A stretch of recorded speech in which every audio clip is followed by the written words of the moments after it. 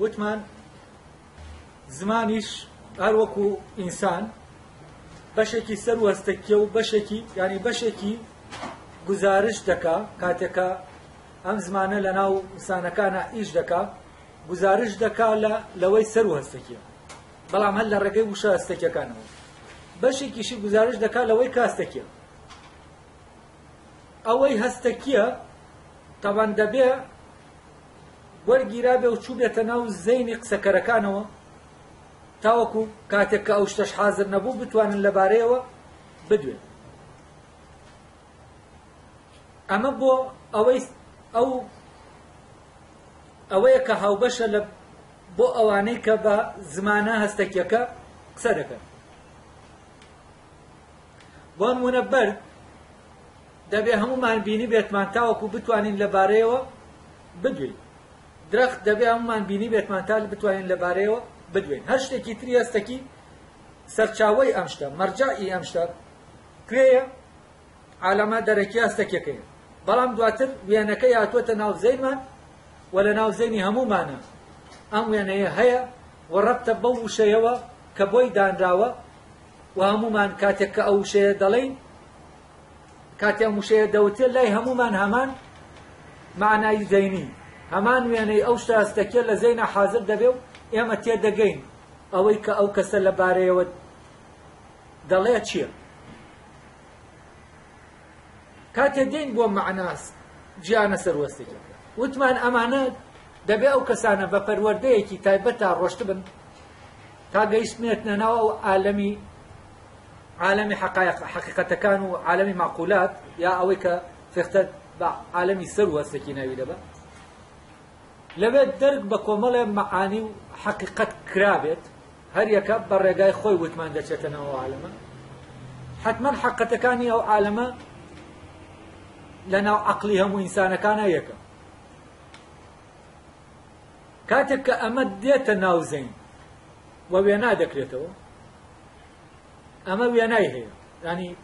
سوورەی نییە تەسەووری هەیە تەسەوور دەکرێت ئەمە نەک سوورەی وێنەکەی دەگیرێت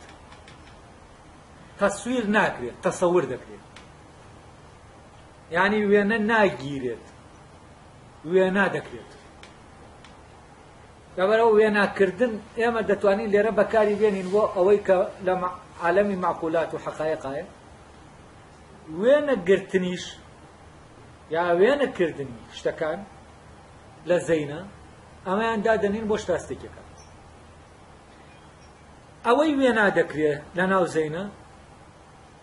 دەبێت لە کوێوە هاتبێ مەرجەعەکەی کوێ جیهانی سەروەستەکیە جیهانی حەقیقەتەکانی و جیهانی حەقیقەتەکان لای هەمووان یەک جیهان وەکو چۆن جیهانی هەستەکی لای هەمووان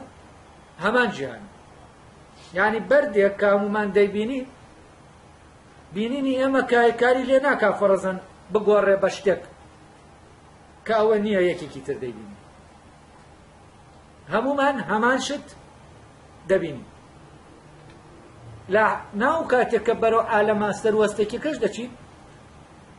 هەموومان دەگەین بە هەمان حەقیقەت و کاتێک کە ئینسان ڕەپت بوو بەم حەقەتانەوە و کەوتە بیرکردنەوەەوە لەوەی دەرچوو کە عادەتیە و ژانێکی عادەتی و ژانێکی مادیە لەو عالەمە مادیە دەرچوو ئەو کاتە زمان پێویستی بە چییە؟ زمان پێویستی بە گەشەکردن ئەلێرا زمان دەکەوێتە ناو گەشەی ڕاستەقینەی خۆی و زمان لە زمانی میلەتەوە بەرەو ئەوە دەڕوا ببێتە زمانی نەتەوە و کاتێک مەساحەی کارکردنی زمان لە عالەمە سەروەستەکیەکان بۆ گزارشکردن لەوەی کە سەروەستەکیە لە پەیوەندیەکانە فراوان دەبێ ئەوەندە نەتەوە حزوری هەیە و چەندیش ئەو زیکرکردنی یادکردنی باسکردنی ئەوەی کە سەر و هەستەکیە لە نێوان تاکەکانی ناو کۆمەلگایەکە کەم ببێتەوە ئەوەندە ئەو کۆمەلگایە لەوە دەکەوێت کە نەتەوە بێت بۆچی چونکە پەیوەندیە نەتەوەیەکان ڕەبتیان بەکوێوە هەیە ڕەبتیان بەو عالەمی حەقیقەتانەوە هەیە یعنی پەیوەندین مربوط بعالم حقائق كانوا ألي رورد أويلي شن إما بكوين الناو بيونديكي نتويوا أو أندا لبيونديا دنيايا درك كان دور دكوين أو كاتب بيوندي إنسان كان بيوندي نيا بو بدزياناني أويك ماديا بيونديا بو بدزياناني أويك روحي معنوي سر وستكيا كاتيك الزمان دچێتە ئەوێ کاتێ بیرکردنەوە دەست پێ دەکا تەمان لە ڕێگای بیرکردنەوە ئێمە دەگەین بۆ عالم کە بیرکردنەوە دەرکی بەو شتانە کرد کۆمەڵە شتانێک دەرک پێ دەکا پێویستی بەچیە بۆیە بە زمان تعبیریان لێکا ئەلێرا زمان ئەو زمانەی کە هەیە دەبێتە مادەیەک بۆ دروستبوونەوەی زمانە سەروەستێکی ئەلێرا ئەو زمانە بەرەو دەکەوێتە ناو گەشەکردن لە حاڵەتە میکانیکەکەی دەردەچێت چونکە ئەگەر هەر شتە هەستێکیەکان بن ئەو زمانە پێویستی بە گۆڕان نییە بەڵام کاتێک کە دێتە ناو حەقایقەکان و ئەو حەقایقانە لە تعبیرکردنە تعبیری جاجیای پێویستە بە ڕەنگی جاجیا دەبێ و حەقیقەتە ئاشکرا ببێ ئەو کاتە زمان لێرە دەکەوێتە پەرەسەندن ئەلێرا زمان گەشە دەکات و زمان دەبێتە زیندوو دەبێتەوە زمان کەواتە زمانێک کە زیندووە کامەیە ئەو زمانەیە کە معناکانی مربوطن بە عالەمی کە گزارش لە عالەمە سەر و هەستەکیەکە زیاتر دەکات تا عالەمە مادیەکە لەناو عالەمە مادیەکە زمانەکە زمانێکی بیرکاری و وەستا و جێگیرە سابتە بۆچی چونکە پێویستە تۆ بەمە بە دەستکاریکردنیان زمانە نیە بەس لە عالەمی حەقایقەکانە لەبەرەوە دەرکەوتنی ئەوەی کە حەقیقەتە لەناو عالەمی حەقایقە هەرگیز دووپات نابێتەوە هەر جاری بە شێوازێک هەر جاری وەکو دەریاکەی هیراکلیتۆس وایە کە دەڵێ هیچ کەس ناتوانێت دووژار لەناو ڕووبارێکە خۆی بشوە وەکو ئەم ڕووبارە وایە بەردەوام ئەم حەقیقەتە کاتێک کە جارێکی تر دێتەوە و بەرجەستە دەبێت و وێنا دەکرێتەوە لە فۆرمێکی تازای وێنا دەکرێتەوە لێرە زمان بەردەوام پێویستی بە چییە؟ پێویستی بە گەشەکردنە بۆ ئەوەی بتوانێت ئەو حەقیقەتانە گزارش لێ بکات جا لێرەوە کاتێک نەتەوەیەک تاکەکانی هەر یەکە لەناو خۆیان دەرک بە حەقیقەتەکان دەکاوە و دواتر لە ڕێگەی ئەوەی کە گەیشتونەتەوە حەقیقەتانە پەیوەندیەکی تر تازە لە بەینیانە دروست دەبێت کە پەیوەندیەکە ناوەکیە پەیوەندیەکی دەرەکی نییە و ئامانجی ئەم پەیوەندی ئامانجی پەیوەندی دەرەکیەکە نییە ئامانجێکی ترە ئەمەیان ئامانجە لە پێناو ئەوەی کە ڕۆحیە ئامانجە لە پێناو بوونە بەڵام ئەویان ئامانجەکەی بۆ کارکردن و بۆ بەدەستێنانی ئەوەیە کە مادیە ئەمیان بۆ مڵکە بۆ بەدەستێنانی ئەوەیە کە مادیە پەیوەندە زمانیەکانمان لێرە ئاوا کار دەکەن کە زمان مربوط بوو بەوەی کە مادی و هی بازاڕی و دنیاییە ئەو کاتە زمان دەبێتە زمانێکی میکانیکی یعنی تۆ گزارشتی جۆرا جۆرت ناوێ بۆ ئەمە پرتەقاڵ هەر پرتەقاڵە من چۆن گزارشتی لێکەم هەر پرتەقاڵە پێویست ناکا من لەبەرەوە مەبەستم بەدەستێنانە ئەو کاتە پێویستم بە گزارشتی جیاجیانە لەمەیکە مادیە بەردەم لەبەرەوە زەرورەتی گیانە مادیەکە وا ناکا یعنی ئەمە ناکا بە زەروری زمان گەشە بکە فراوان بێت بەڵام ئەوەی کە لەناو عالەمی حەقایقا هەیە ئەوەی کە لەناو عالەم عەقلەکە هەیە لەبەرەوە دایمە پێویستی بە گزارشکردنی زیاترە ئەمە زمان ئەوە فەرز دەکات لەسەر زمان کە زمان گەشە بکە کەواتە بۆ ئەوەی زمانە گەشە بکات دەبێت ئەوانەی کە قسەی پێ دەکەن ڕەپت ببنەوە بەچیەوە بە عالەمی معقولاتەوە لێرەوە زمانەکە ڕۆحی بەبەرا دەکرێتەوە تەمان ئەم زمانە زمانێکی زیندووە ئەو گوتنەی لەو کاتە دەگوترێ گوتنێکی زیندووە وەکۆوی تر نییە گوتنێکی دووپات بۆەوە کە ئامێرێکیش دەتوانێت خەزنی کەی لە ناوی ئەو جێبەجێ بکە لێرە گوتن شتێکی ترە لێرە گوتن تامی بیستن تامی هەست وشەکان لێرە بۆنیان هەیە ڕەنگیانێ وەوشە لێرە نزیک دەکەوێتەوە لە وشەی شعری زمان شعری دەبێتەوە لەوی تریاش زمان حسابی دەبێتەوە دەبێتە بیکاری دەبێتە ژمارە هەر لەمەوەیە تەم تەسەورەیەوە بۆ زمان کە زمان وەکو ژمارە سەر دەکا کەسێکی وەکو ڤیتگنشتاین پێی وایە زمان نیشانەکردنی شتەکانە نیشانەیە تۆ لەسەر شتەکان نادەیدەنی وەکو دەتوانین لە جاتیە و نیشانانە ڕقەمێک نانی بۆ نمونە دەتوانی وەسایەکی بینا لەگەڵ کۆمەڵە کرێکارە ئیش دەکا دەتوانێت ئەو وەسایلانەی کە هەیەی لە جاتیەوەی بڵێ چەکوشم بدەرێ ڕقەمێکی بۆ دانێ بنووسێ یەک چەکوش یەک بلۆک دوو چیمەنتۆ سێ هەر یەکە لەوانە ئەو کاتە وەستاکە دەڵێ سێم بۆ بێنن چیمەتۆی بۆ دێنێ ئاتیادی دەڵێ یەکم بۆ بێنن چەکشی دەدا بەدەسەوە وە زمان وا سێر دەکا ڤیتگنشتاین بۆ ئەوانەی تەبان ئە لێرەشەوەیە وەزعانیەکان ئەوەی شعریە لە ناو زمانە فڕێ دەدەنە دەرێ بە ناوی زانستەوە تەبانەمە دەکەن ئەدەبیات و شعر و تەنانەت فەلسەفە و ئەوانە هەمووی بۆ دەرەوە ئەمانە هەموو شتی پوچن لەبەرەوە دێنە ئەم مەنتقەکەی تر کە هاتی تا مەنتقەکەی تر زمان دەبێتە زمانێکی ڕاضیاتی و بیرکاری و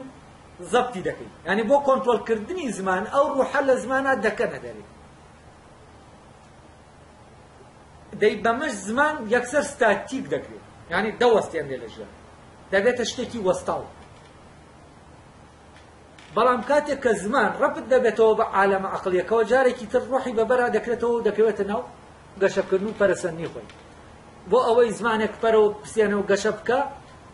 دەبێ ئەوانە کە قسەی پێ دەکەن ڕەبت بن بە عالەمە عەقڵیەکەی خۆیان ئە لێرەوە زمان بەرەو گەشەکردن دەڕوا و دەبێتە زمانێکی زیندوو طبعا لێرە شتێکەیە با ڕۆشنی کەمەوە لەبارەی داگیرکردنی زمانیەوە کە ئەم زۆر ئەتیمادی دەخاتە سەر لێرە طبعا ئەو پەیامەکانی بۆ ئومەی ئەڵمانیە بۆ نەتەوەی ئەڵمانە و لەوێ باسی ئەڵمان دەکا فەرقی ئەڵمان لەگەڵ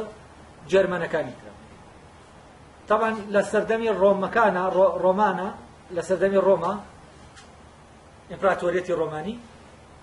جەرمەن هەبوون جەرمەن بەردەوام لە دەرەوەی ئیمپراتۆریەتی ڕۆمانی بوون تقریبا وەکو ئەمارەتەکانی لای ئێمە بوون لە دەرەوەی عوسمانیەکان و بەردەوام ئەمانە وەکو بڵێ ڕاپەڕیون دژی ڕۆمانیەکان ئیمپراتۆریەتی ڕۆمانی و ئیمپراتۆریەتی ڕۆمانی نەیتوانیەوە کۆنترۆلیان بکات جەرمەنەکان دواتر مەجموعەیەکیان کاتێکە ئیمپراتۆریەتی ڕۆمانی تەواو دادەمەزرێت فێختە دەڵێ ئەوەی کە یۆنان پێشتر بە ڕۆمانەکانی دەوت ئەو کاتێک کە ئیمپراتۆریەتی یۆنانی لە سەردەمی ئەسکەندەری مەقدۆنیا هەڵکشا هیچ تاکو ئیمپراتۆریەتی یۆنانی هیچ تاکو ئیمپراتۆریەتی ڕۆمانی پێنەگەیشت بوو جا دیارە یۆنانیەکان بەر ڕۆمانیەکانیان وتووە وەحشی بەربەر ئەڵێ ڕۆمانیەکان هاتن بە جەرمەنیەکانیان دەوت بەربەر ئەوەی کە کاتی خۆی یۆنانیەکان بەوانیان وتبوو ئەمان بەوانیان دەوت طبعا ڕۆمانەکان بۆ ئەوەی خۆیان لەو عقدەیە دەرباز کە ناچار بوون بکەونە ژێر حکمی زمان و کولتوری گریکی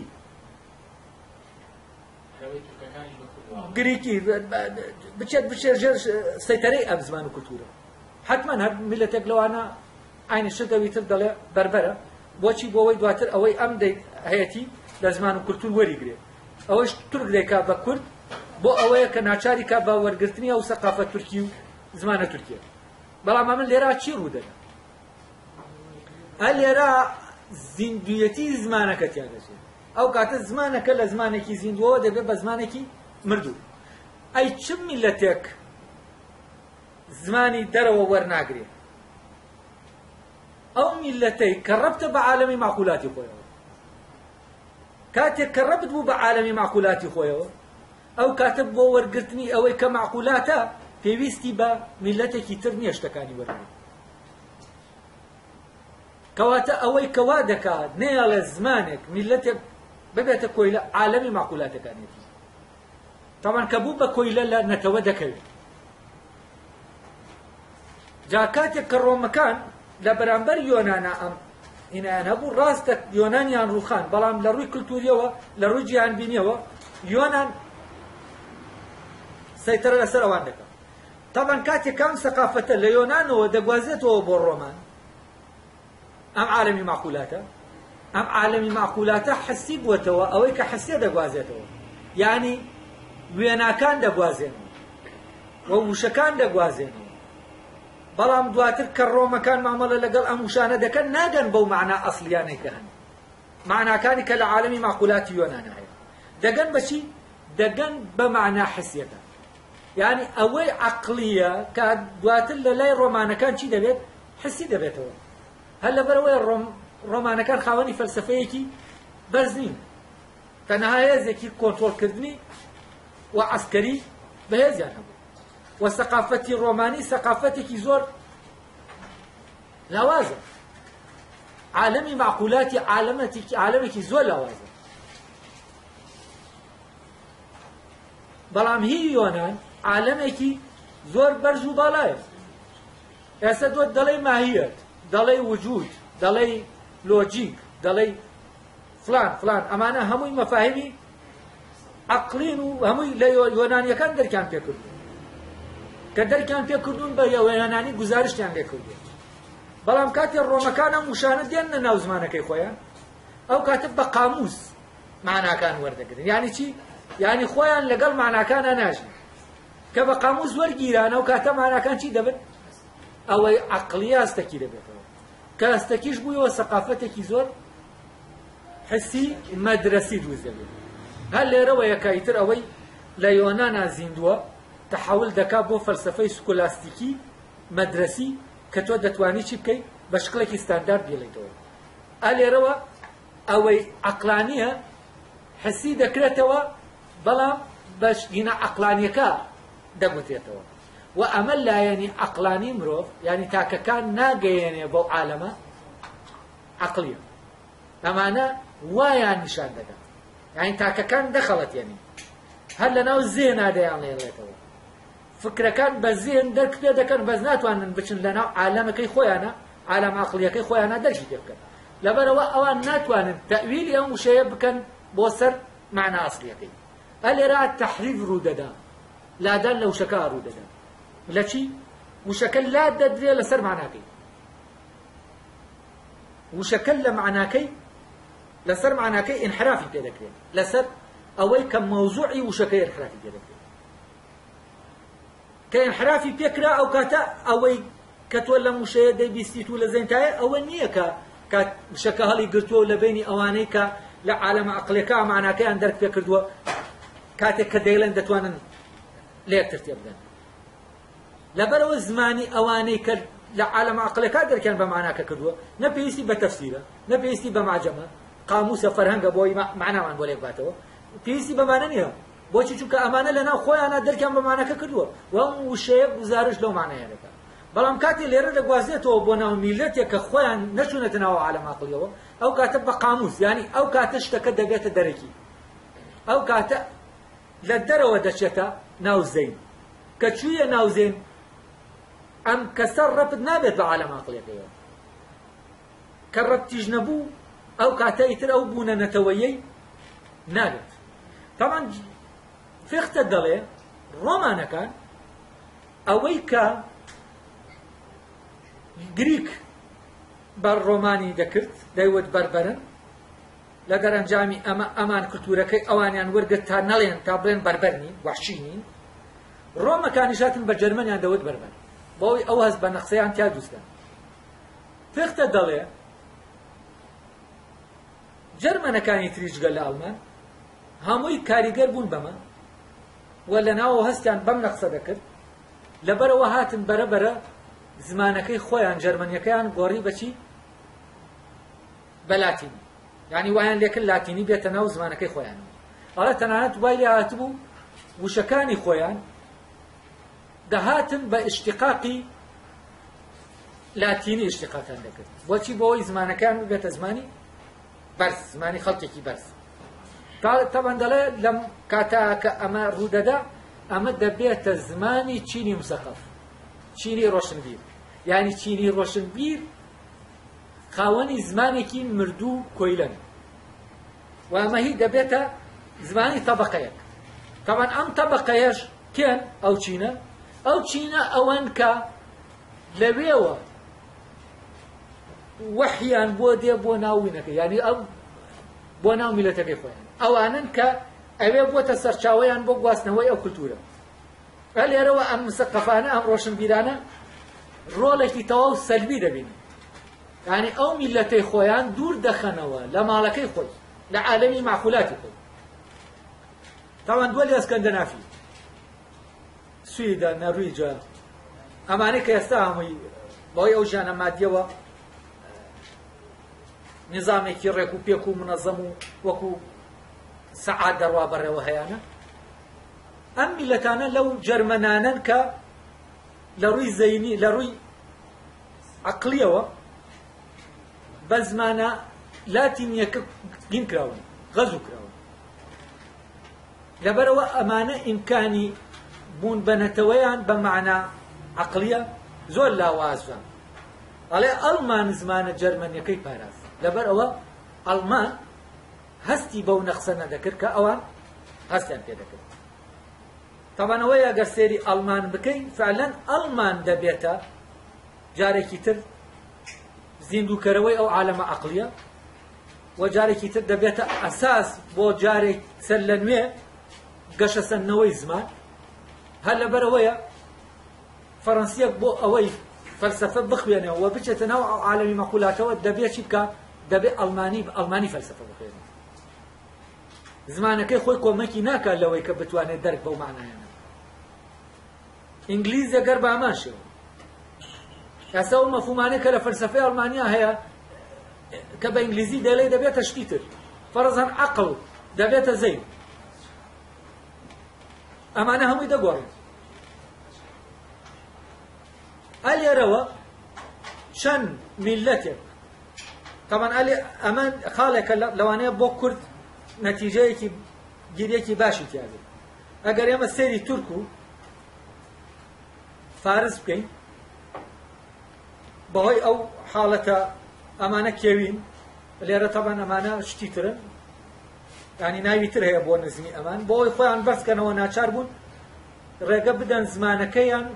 بکەوێتە ژێر کاریگەری زمانە عەرەبیەکە لەبەرەوە ئێستا کە فارسی دەخوێنیتەوە هەمووی وشەی عەرەبیە وان وشە عەرەبیانە معناکانی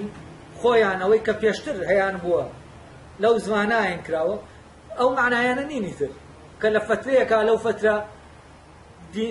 دینیە سەرەتای پەیدابوونی ئەو دینە و ڕۆشنەمە بۆ جۆرێک لە عالەمی معانی و ئەم معنایانەی کە ئەو کاتە هەیە و ئەو وشانەی کە دێنە ئاراوە لەو سەردەمان ئەم وشانە وشەی ئاعتیادین بەڵام دێن معنا بار دەکرێن بەچی بەو معنا سەروەستەکیە تاوان دواتر ئەم وشانە قاموسی دەبنەوە کە قاموسی بوونەوە ئەو کاتە دادەبرن لە جیهانەکە کە دابرن لە جیهانەکە دەبنە وشەی هەستەکی و میکانیکی تاوان ئەمانە کە نەقڵ دەبن بۆ زمانێکی تر و زمانێکی تر وەریان دەگرێت زمانەکەی خۆی بەو زمانە ڕەنگ دەکا بۆ ئەوەی خۆی لەو عقدەیە دەکا ئەم زمانە کەمتر ئیمکانی ئەوەی تایە بگەڕێتەوە بۆ ژیانە عەقڵی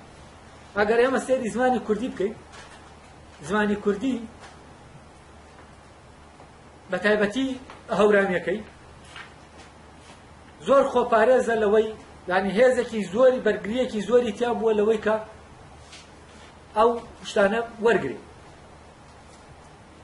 و ئەمەش لەکوێوە هاتووە لێوە هاتووە کە ئەو گیانبینیی خۆی هەیبووە لە لای گرنگ بووە ئەم گیانبینیەی نەفی نەکراوەتەوە بە گیانبینیە عەرەبیەکە تاوان هەر لێرەشەوەیە ئاینە کوردیەکان سەر هەڵدەدەن لە جاتی مەزاهب ئاین سەر هەڵدەدەن و لەکوێ سەر هەڵدەدەن تاوان لە هەورامانە یارسان سەر هەڵدەدەن ئەم سەر هەڵدانە جۆرێکە لە بەرگریکردن لەوەی کە ئەو عالەمی معقولاتی ئەوی تر بێتە ناوەوە چونکە عالەمی معقولاتی ئەوی تر هاتە ناوەوە لێرەوە تۆ ڕەبت نابی بە عالەمە معقولەکەیەوە ڕەبت دەبی بەوەی کە هەستەکی بووەتەوە چونکە لە دەرەوە وەری دەبی لەبەرەوە دەبێت جارێکی تر تۆ بۆ ئەوەی بتێوە دەرک بەو معنایانە بکەیت دەبێت جارێکی تر بچیتەوە لەناو عالەمەکەی خۆتا دەرکیان پێ بکەیت ئەگەر بتێوە دەرک بە عالەمی عەقڵی میلەتێکی تریش بکەیت حەقایقەکان دەبێت لەناو خۆتا دەرکی پێ بکەیت معانیەکان لەوێن ئەلێرەوە سێر دەکەین بە پێچەوانەی عەرەبی و بە پێچەوانەی فارسی و تورکیەوە کوردی جۆرێک لە هین دەچێت لە ئەڵمانی دەچێت لە خۆپاراستنیە لە بە تایبەتی ئەگەر ئێمە فارسی و کوردی وەرگرین کەوا دیارە یەک ڕیشەیان هەیە ینی وەکو جەرمەنەکان وان ینی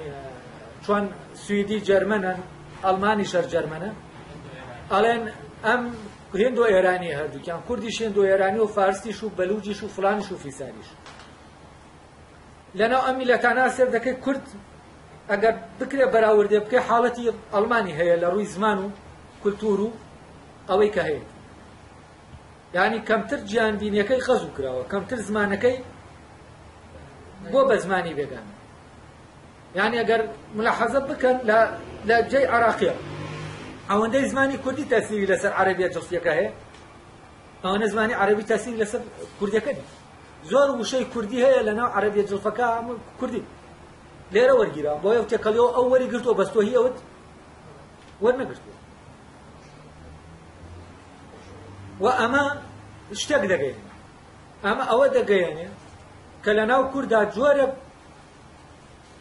ئیتر بە ئاگایی بێ یا بێ ئاگایی بێ و من هەستەکەم وشیاری بەمە نییە بەڵام بە شکلێکی ناوشیارانە پارێزگاری لەو شوێنەی خۆی دەکات لە بەرامبەر میلەتەکانی تر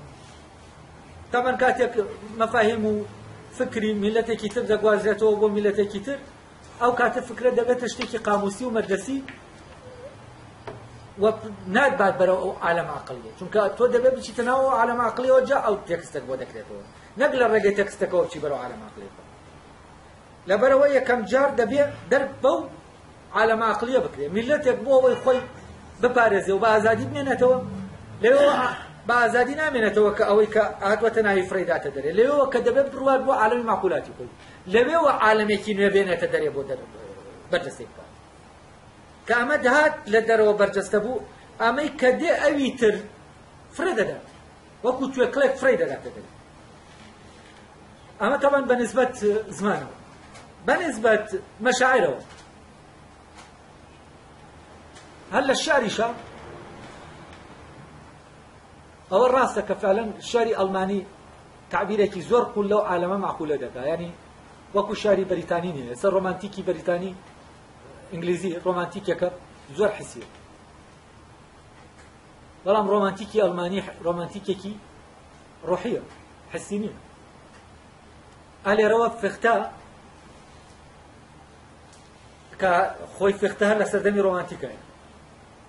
يعني ڕاستە کە فعلەن شعری ئەڵمانی شعرێکە گزارش لەو عالەمە شعوریە باڵایە دەکات نەک عالەمە هەستێکێکە لێرەشا لەناو ئەدەبە لەناو شعرا شعر کە زمانێکی ڕەمزی زمان لەناو زمانە دروست دەکات ئەم زمانە پێداویستێکی ڕوحی دەیەنێتە ئاراوە کە گزارشکردن لە عالەمی مەشاعر عالەمی مەشاعر عالەمێکی نزیکە بە عالەمی عەقڵی جۆرێکن لە مەشاعر کە ڕەبتن بە عالەم عەقڵیەکەوە یعنی ئەو مەشاعرانن کە بەرامبەر چی دروست دەبن بەرامبەر ئەو حەقیقەتانە دروست دەبن کە لەناو عالەمە عەقڵیەکان بەڵام ئەمی تریان ناو دەنین هەست چۆن وتمان ئەوی تریان یەکێکیان وێنەگرتنە ئەوی تریان وێناکردنە تەسویر و تەسەورەکە ئەمی تریان یەکێکیان دەتوانین ناو بنین ئەوەی کە هەستەکان هەستەکیە هەستە ئەوەی تریان ئەوەی کە شعورە والشعور عالمی شعری ئەمە شتێکە ئەمە مەشاعرە بەرامبەر ئەوەی کە عەقڵیە بەڵام هەستێکە بەرامبەر ئەوەی کە هەستەکیە ئەوەی کە بەرامبەر ئەوە دروست دەبێت کە عەقڵیە ئەوە مەشاعرەکان و شعرێک گزارشتی لێ دەکات کە شعرێکی باڵایە شعرێکە پێویستی بە داهێنانی زمانی هەیە بەڵام ئەوەی کە گزارش لە عالەمە هەستەکیەکە دەکات ئەوە ناتوانێت ئەو زمان بەو شکڵە بەو ئاراستە بگۆڕێ بە ڕەمزێکە هەڵگری ئەو عالەمی مەشاعیرەکانە کە هەستکردنە شعورکردنە بەوەی کە عەقلیە نەک بەوەی کە هەستێکیە. طبعا ئەمانە فختە ڕۆشنی ناکاتەوە. من لێرە فختە تەنها ئەوەندە دەڵێ ئەمە ئاوایە و سەروەستەکیە و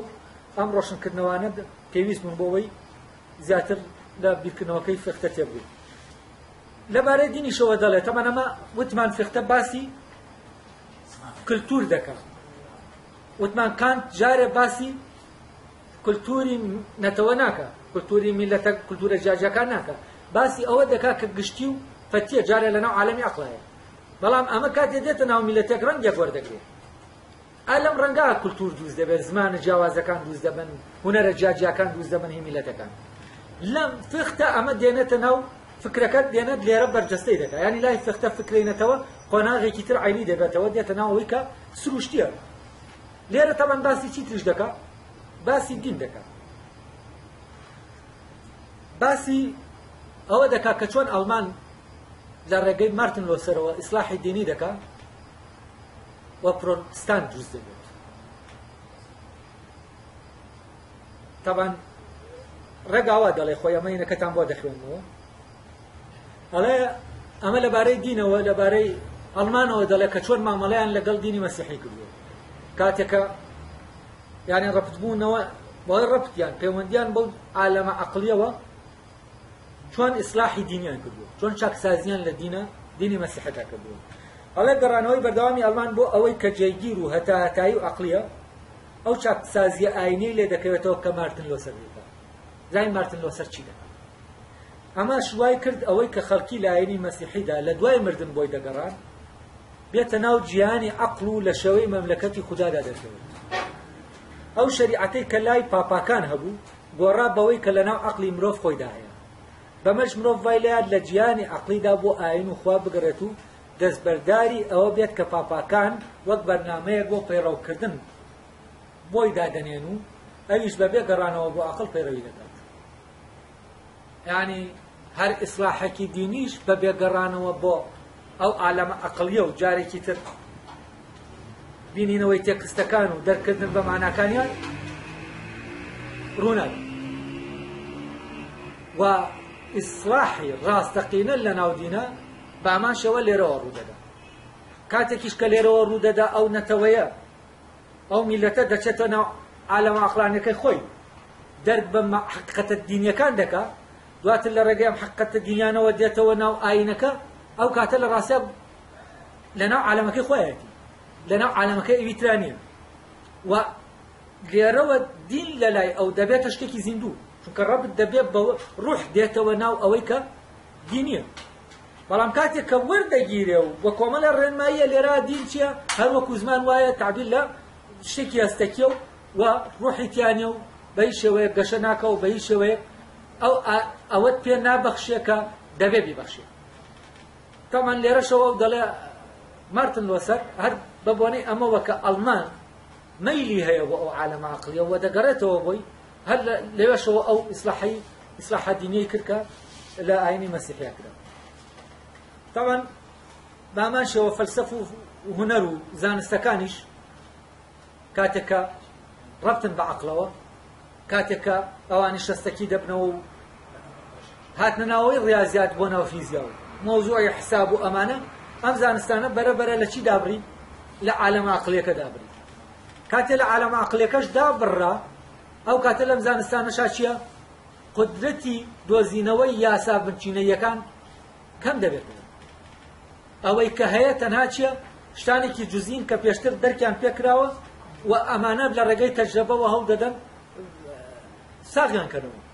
ئەوانە دەرکردن بەو بنەمایانە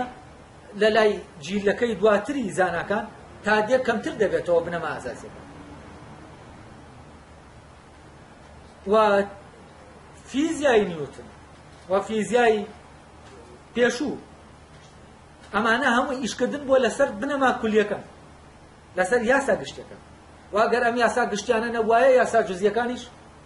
نەدۆدۆزرانی. بۆیە زانست کە دواتر دێت تەحول دەکات بۆ تەکنۆلۆژیا و بەرەبەرەوەی لێ دێن لە ڕووی ناوەکیەوە تا دێت دوور دەکەوێتەوە لە ئەساسەکەی خۆی لە ڕووی دەرەکیشەوە نزیک دەکەوێتەوە لەوەی کە مادی و بەرجەستەی. ئەمە تەمان ئەمانە هەمووی دەرکەوتەکانی نەتەوە. کاتێک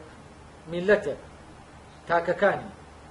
بەرەوە عالەمە ناوەکی خۆیان دەگەڕێنەوە و پەیوەندیەکەیان لە پەیوەندیەکی دەرەکی و مادی و دنیاییەوە دەگۆڕێ بۆ پەیوەندیەکی ناوەکی، ئەو کاتە لەناو ئەو میلەتە هونەری تازە دێتە ئاراوە، ئاین زیندوو دەبێتەوە بە شکڵینەکەی، ینی لە مەساڵح ئەوانە دەردەکرێ ئاین و ئاین دەگەڕێنێتەوە شوێنی ڕاستەقینێکی. زمان بە هەمان شێوە گەشە دەکاتەوە، هونەر بە هەمان شێوە لە قوڵایەکانەوە جارێکی تر دێتەوە سەر هەڵدەداتەوە و ئەمانە هەموو دنیایەکی تازە دروست دەبێت کە هەموو ئەم شتانە لە ڕوحی ئەم میلەتەوە ئەم تاکەکانی ئەم میلەتەوە دێتە ئاراوە. لە ڕێگەی ئەمەوە ئەمەی کە هەموو دێتە ئاراوە چی دروست دەبێت؟ ئەو جیهانە دروست دەبێت کە لەناوە ئەو کاتە ئەم میلەتە لەناو ماڵە ڕاستەقینەکەی خۆیانەتی. لەبەر ئەوە نەتەوە و جوگرافیای نەتەوە عیبارەتە ئەلەمە، عیبارەت نییە لە چی؟ لە خاکێک و لە سنوورێکی سیاسی و ئیداری ئەوان و ئەمە نەتەوەی. لەبەرەوە تاکێکی نەتەوەی لە هەر شوێنێک بێ ئەم شوێنە وای لێ ناکا کەم شارەکە نەکا لە بیناکردنی گیانەکە. هەر لێرەوەیە لای فێختە